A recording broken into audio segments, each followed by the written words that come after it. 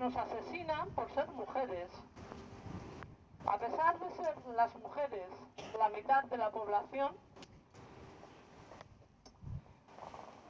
somos vistas como una especie de subgrupo, ya que la referencia que se toma en general para todo es la masculina.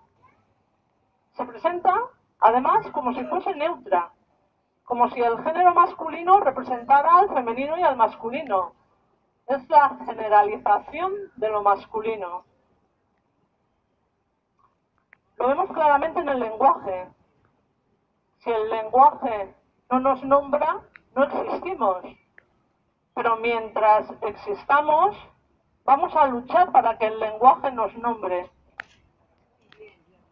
Al ser consideradas como un subgrupo, ya se puede generalizar, se puede juzgar, opinar, comentar sobre cada decisión de nuestras vidas, nuestros físicos, nuestros méritos, nuestros cuerpos.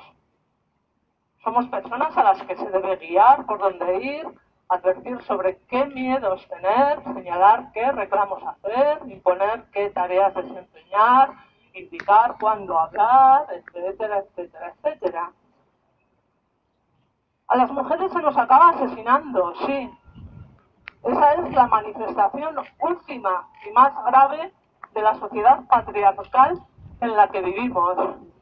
Es la punta del iceberg de la violencia que el género femenino sufre a diario. Es el drama, es el final del camino. Entonces, ¿por qué se nos asesina? El patriarcado es la sociedad en la que se asigna unos roles a quien nace con sexo masculino y a quien nace con sexo femenino, determinando las funciones que cumplirá cada persona dependiendo de su sexo.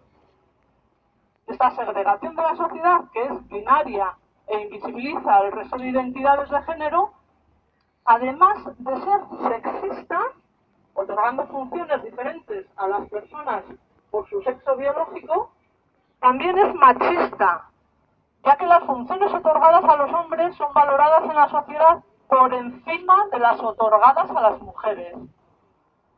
De tal manera que este tipo de sociedad confiere a quien nace hombre más valor que a quien nace mujer. Así todavía hay quien piensa que a una mujer se la puede tratar de una manera que no se haría con un hombre. Con una mujer pueden tomarse licencias que con un hombre no se tomarían. La sociedad nos ha educado para no respetar de la misma manera a un hombre que a una mujer.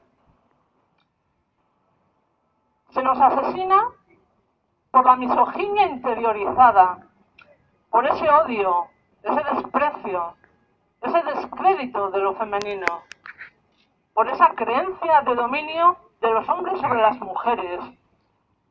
Y esto se reproduce cada día en nuestras vidas. Hay personas que identifican amor con celos, con posesión, con control.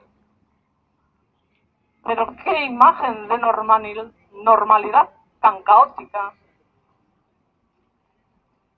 Se nos asesina porque se educa a las niñas para que se comporten como la sociedad espera de ellas. Y se culpabiliza, se cuestiona y se castiga a las mujeres si nos rebelamos. Debemos apoyarnos para defendernos. Se nos asesina porque en esta sociedad se permite la desigualdad y solo se condena cuando una mujer ha sido violada o está ya muerta, y a veces ni eso. Se nos asesina porque esa sociedad alienta y educa hombres que creen que tienen el derecho de poseer a las mujeres, de tomar sus vidas y hacer con ellas lo que quieran, de disponer de ellas, de convertirlas en esclavas, de acabar matándolas.